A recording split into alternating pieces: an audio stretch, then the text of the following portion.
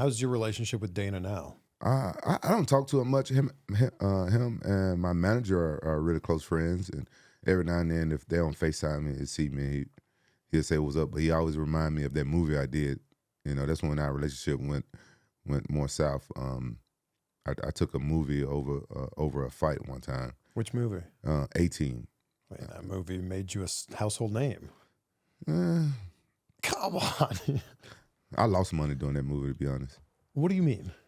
Well, you know, I got paid like 10% of less than 10% of what I get paid for a fight, and so I did it because I'm a big fan of it. But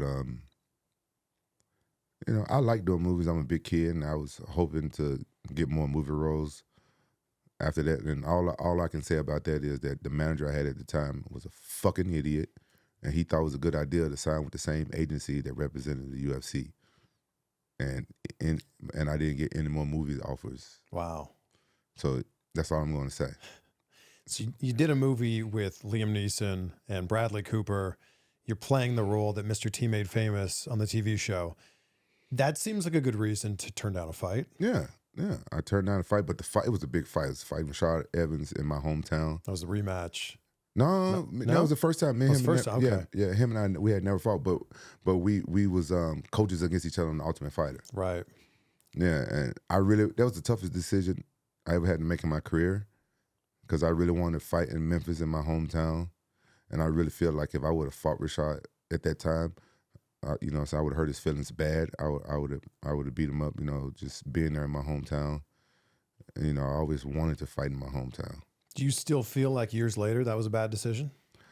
I don't think it was a bad decision because 18, it brought my father and I closer together. And me and my father, we always been close, but back when I was young, that's one of the ways my dad and I bonded. We used to watch the A-Team together and stuff.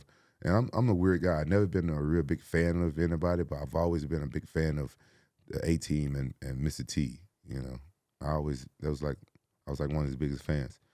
And, it was like a personal thing for me to do the movie. My dad went through a bad patch in his life with alcohol and stuff as I got older, and now he's back, on the straight and narrow.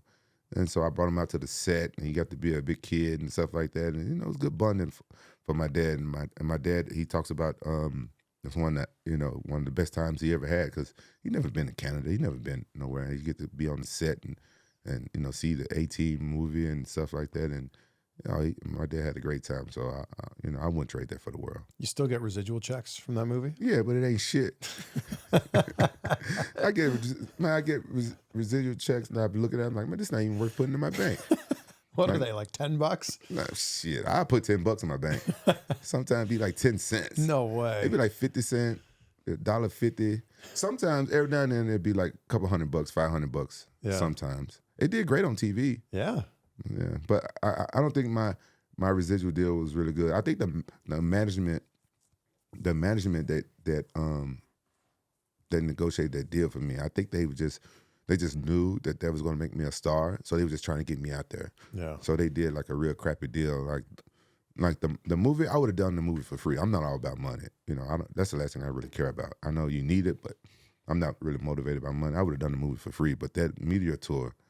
Man, I wouldn't have done that for less than like $5-10 million. Oh my God, it was like 3 months. Media flying all over the world, doing interviews, saying the same shit over and over. That was hard. It's so funny you saying that, because I've been on the other side of that. I've been the journalist in the room on many of those junkets.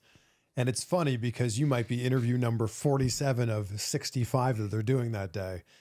And you can see that it's wearing on them. Yeah. I guess they don't know that they're asking the same questions. I don't know how they. But I guess it's hard to be creative with questions.